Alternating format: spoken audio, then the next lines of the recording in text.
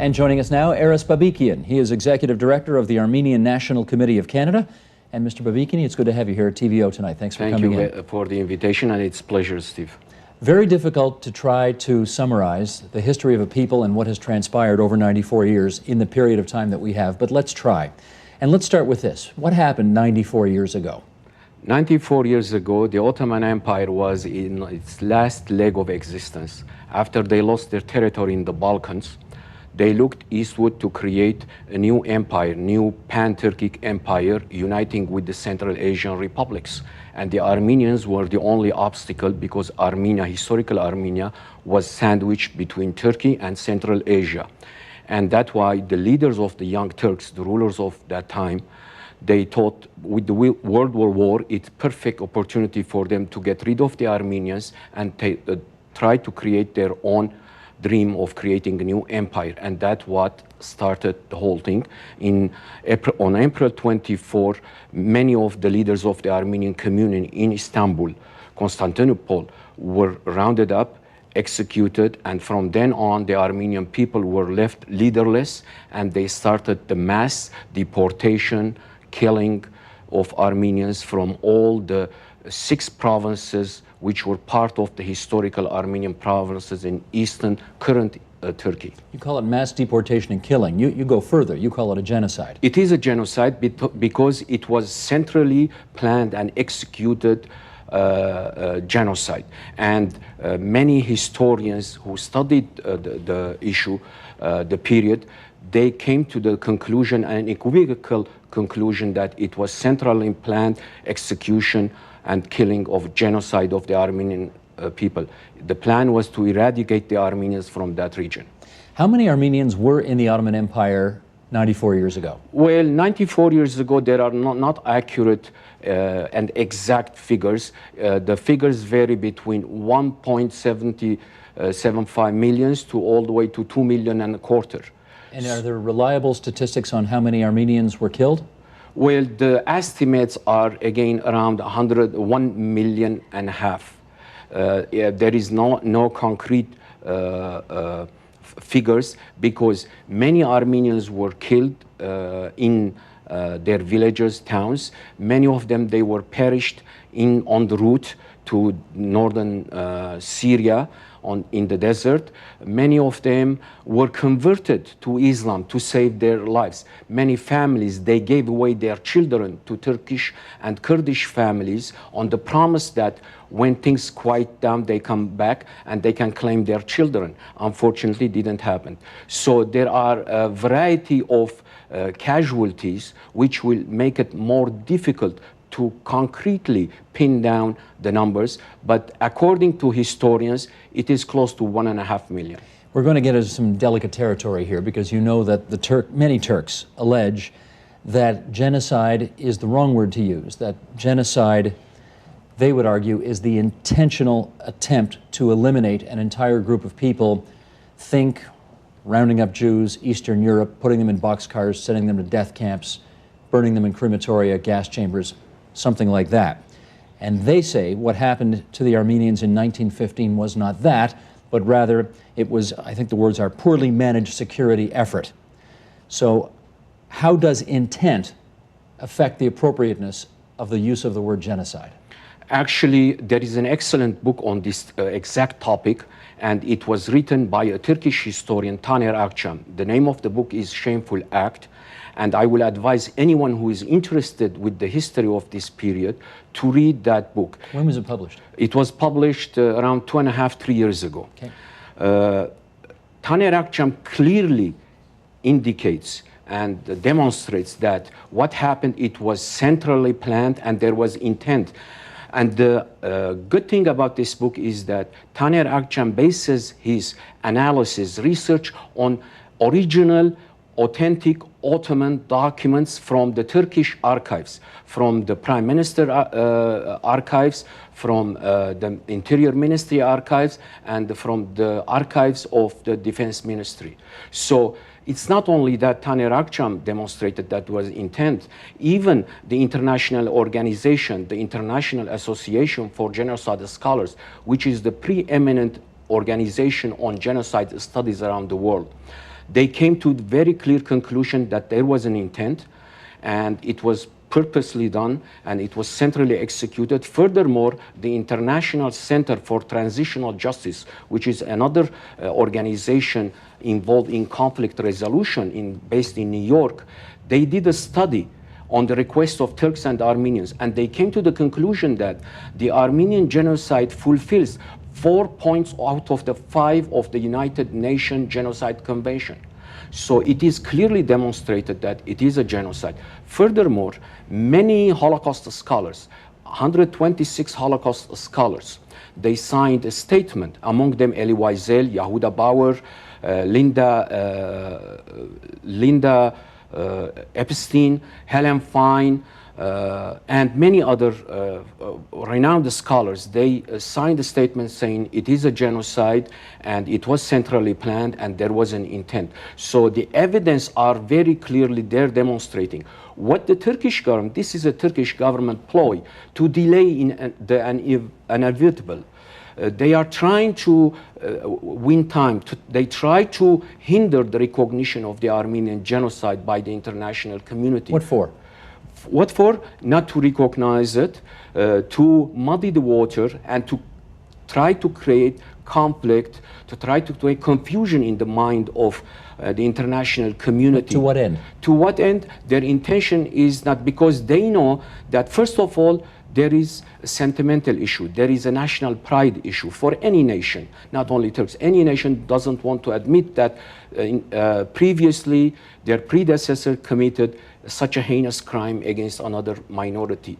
And that's why they do not want to address that issue. First of all, because it's a national pride. Secondly, because they know once they admit there was a genocide and centrally planned, they are obliged, according to the international law, to make some kind of reparation. And they're not interested in doing that. Of course they are not. I mean, there are many Armenians, millions of Armenians lost property, homes, etc.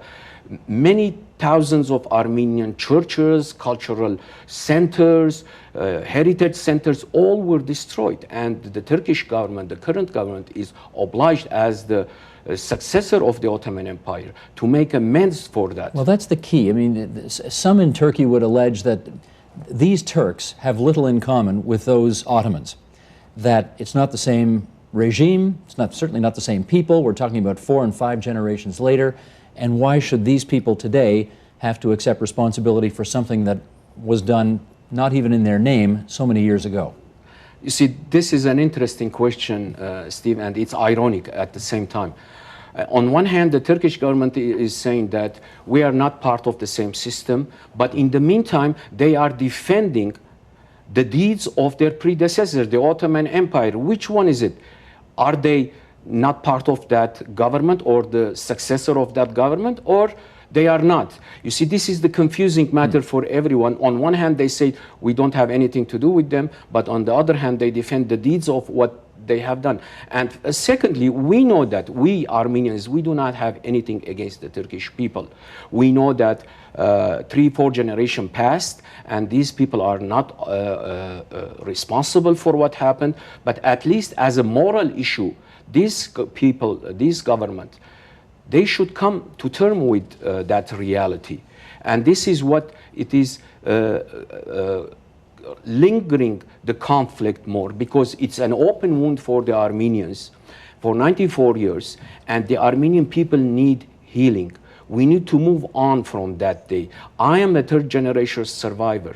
I don't consider myself as a survivor in terms that I was subject to physical torture or persecution, but mentally and psychologically, my grandfather lost 40 of his immediate family members. When the Turkish government says there was no genocide, when the Turkish government start producing DVDs and films to elementary schools in Turkey to brainwash the Turkish children, the future generation, and accusing Armenians perpetrating genocide against Turks, this is quite ironic and it's hurtful. Okay, we will talk in a few minutes about what potentially can happen at this stage to try to find some reconciliation here. But I do want to visit the history one more time and give you a chance to speak to something that I suspect many of our viewers have heard over the years, which was during World War I, the Russians were attacking the Ottoman Empire, and some argue that Armenians were collaborating with Russians, and therefore they were targeted by Ottomans, and they were more casualties of war as opposed to systematically targeted for genocide. Could you speak to that point? I'm glad you raised that issue because quite interestingly, this is again the same argument, part of the Turkish government industry of denial. The Turkish government in its foreign affairs, they have a complete department to deny the Armenian genocide, and they come with different excuses to justify what happened, to avoid the inevitable. And for example, they raised this issue. It's interesting that the Armenian people at that time, they were divided between two countries, Russia and Ottoman Empire. There were Armenians who were part of the Russian Empire. They were serving in the Russian army, and there were Armenians who were part of the Ottoman Empire and serving in the Ottoman Empire. There were 230,000 Armenians who were serving in the Ottoman Empire. But maybe wanted their own country? No, I mean, the Armenians, what they wanted a reform. After the fall of the Balkans, the European put pressure on the Ottoman Empire to bring some reforms. And the Armenians clearly stated that they do not want an independent country. They want reforms. They wanted to be treated as an equal citizens, because Armenians, they were called infidels in Turkey. The Armenians, they did not have legal rights, judicial rights. The Armenians cannot testify in Ottoman courts against anyone else because they were not considered reliable people. So the Armenians, there were Armenians who resisted the genocide and the plan. There were 4 incidents of self-defense in the Ottoman Empire. 2 of them were successful, where the 40 Days of Musadag, there is a very famous novel by Franz Werfel about Musadag. Musadag is a mountain where Armenians went to the mountain. They defended themselves for 40 days until the British and the French Armada came and saved them. And there was another city called Van, which was close to the border with Russia. They defended themselves, and Graham Usher, who was an American physician and running the Van Hospital, who was witness for the defense of the Van. And he wrote memoirs about his experience there. But just so I'm clear, you do not believe that the reason that Armenians were targeted at the time was because the Turks thought you wanted to go in league with the Russians to create your own country? This is completely false. It's, Steve, it's tantamount to accusing the Jewish people of bringing the Holocaust on them because they defended themselves in the ghetto uprising during the Second World War. This is completely bogus accusation, and the historians proven that there was no, not even historians, even German and Austrian diplomats who were posted in the interior of Ottoman Empire and who were allies of Turkey. They wrote reports to Berlin and Vienna saying that this is just an excuse by the Turkish leaders to perpetrate the genocide. There is no such thing as organized rebellion against the Ottoman Empire. Let me bring you a little further forward now. Talk about Armenians in Canada. Sure. What is the size of the Armenian community in Canada? The Armenian community is around 80,000 people in Canada. 80,000? Yes. Mostly where? Mostly in Montreal, Toronto, and Ontario. And why did they come here as opposed to other countries? Oh, it's quite interesting because even though Armenian existence in Canada goes back to over 130 years, but there were few of them. But the major influx of Armenians to Canada came, it is related with the genocide. It is ironic that not many people, they know the history, but the Canadian people were pioneers in international humanitarian efforts. In 1922, the Canadian people, the Globe and Mail, launched a campaign to raise funds for the Armenian orphans in the Middle East camps. $300,000 were raised at that time and sent to the Middle East. Furthermore, the Lord Mayor Fund brought 120 orphan boys from the refugee camps in the Middle East to Canada. They purchased a farm on Georgetown in southern Ontario, and they put them and they gave them new lease on life, and henceforth these boys became known as the Georgetown Boys. So Canada's history with the Armenian genocide, it's not a new history. Well, actually, part of it is relatively new, because as you well know, in 2006, the Canadian government officially recognized the Armenian genocide, and I'm wondering, where were you on that day? I was on Parliament Hill, I was in the gallery, and I was one of the people who was lobbying with my other colleagues from the community, with the Canadian politician to recognize the genocide and get a successful vote that day. You were inside the House of Commons? I was in the House of when Commons. Parliament passed that? That's right. Do you remember your thoughts after they passed it? Oh, I was elated. I couldn't control myself. Once the vote was rendered, and it was 153 for, 68 against the motion, myself and the rest of the community who were sitting in the gallery, against the parliamentary protocol, we jumped from our seats from happiness, and we went down, we started hugging all the members of parliament, congratulating them. It was an unprecedented day. I personally, with my colleague for 30 years, we have worked for that recognition in Canada. How has it made a difference, that recognition? It made a difference that at least it gave us partial healing in Canada. The Canadian Armenian community, we still have the survivors in Canada. At least we can go to these survivors and tell them, listen, not everyone is denying your suffering. Not everyone is denying your sacrifices. At least Canada, as a forefront of the international community in protection of human rights and championing the underprivileged, they came through, they delivered on their promise, and they kept part of the Canadian people history alive by recognizing those righteous people, Canadians, who helped Armenians to come to Canada. It is interesting, Sarah Corning, who was a nurse in the Ottoman Empire from Nova Scotia, she saved 5,000 children from certain death with own risk on her life, and it is a quite, I mean, today with the Nova Scotian archives, you will see lots of material about her. So as a Canadian, I am proud of Canada, its position. I'm proud to say that Canada was way before the United States or the United Kingdom in recognizing this important issue. This is still an emotional thing for you, I can see that. It is emotional. I witnessed the pain in my grandfather's eyes. When a kid, I used to sit next to him and tell him to tell me about the survival, because I haven't seen my great-grandmother. I don't have any recollection to any of my parental or family relation. The only thing I know, it's a grandfather I have, and I saw the wounds on his head. He witnessed the burning of his 5 years old in front of his eyes. It was a deep scar in him. I could not drag him to speak about it, because every time, and I didn't want to do it, because every time I tried, I felt the pain in him. He didn't want to relive those days. Was he alive, though, to see Armenia become a country again? Unfortunately not. He did not. You want to remind everybody how that happened? Armenia, of course, exists today. Of course.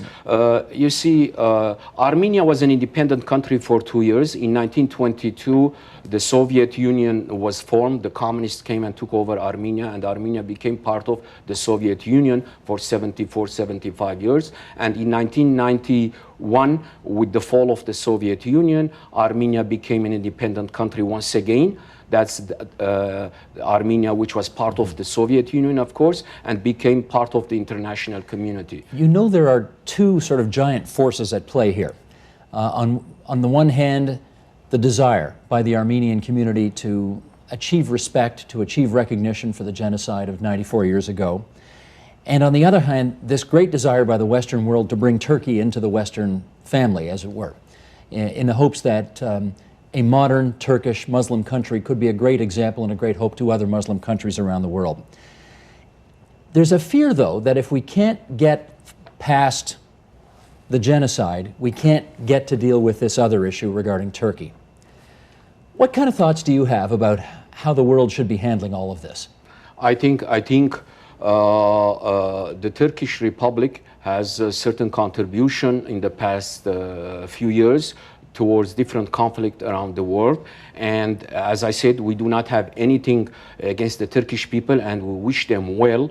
And we also want to move on from this thorny issue. But this issue cannot be solved without healing, and healing cannot take place without recognition.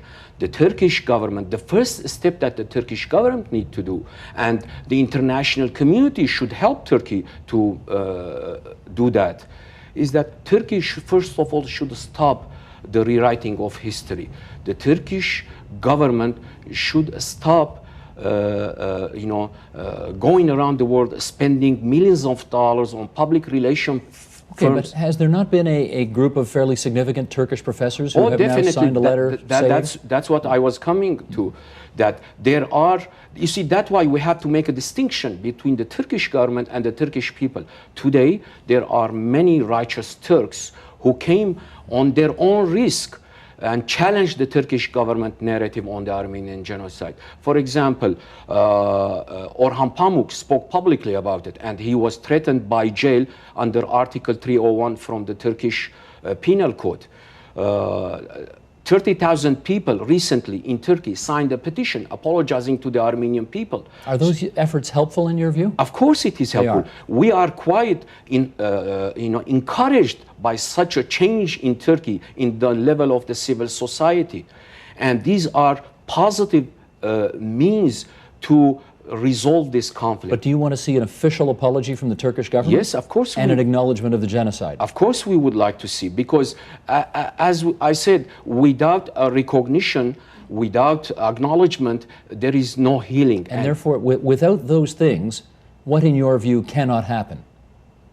Well, I think there are a few things happening right now, Steve, and that is there is a dialogue between Turkey and the Republic of Armenia, okay, which we are for the dialogue, but for dialogue, as the Armenian government stated, they are willing for dialogue without any preconditions. But unfortunately, the Turkish government is putting preconditions on Armenia before they start even dialogue. Today, Turkey, for the past 15 years, has been blockading Armenian borders. And there is illegal blockade on Armenia. Armenia is taken hostage by Turkey and Azerbaijan. Okay, but you know that President Obama just went there, right, to Turkey. That's true, that's true. And when he was asked, what's your view on recognition of the genocide, he said, I mean, he basically said, I'm paraphrasing now, I don't want to talk about yesterday, we want to look forward and move forward together. What did you think of that answer? Well, actually, President Obama was straightforward. When they asked him the question, he said, I did not change my mind on the issue, because during the presidential campaign, Obama made many promises recognizing, and very strong promises. We have 24 pages of commitment statement from Obama. He won't say the word today. That's true, he didn't say the word. I think what Obama did, and that was smart of him, he appealed to the Turkish parliamentarians to deal honestly and openly with their past history.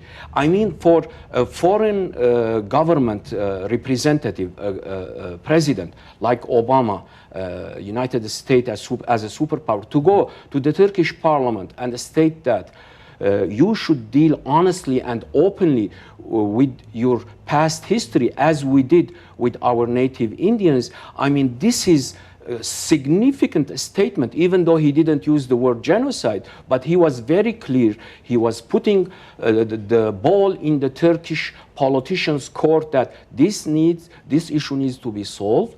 There are many issues that it should be addressed other than the genocide. I understand, but are you concerned that, and please don't misunderstand the question, I'm not asking you to whitewash the history here or anything like that, but are you concerned that these other issues that other Western countries are concerned about, namely bringing Turkey into a more modern family of Western nations, joining NATO, the whole thing, are you concerned that none of that will happen if this issue continues to fester? Well, you see, it's the obligation on the West and the European to give an incentive to Turkey. And the Armenian genocide recognition is a significant incentive.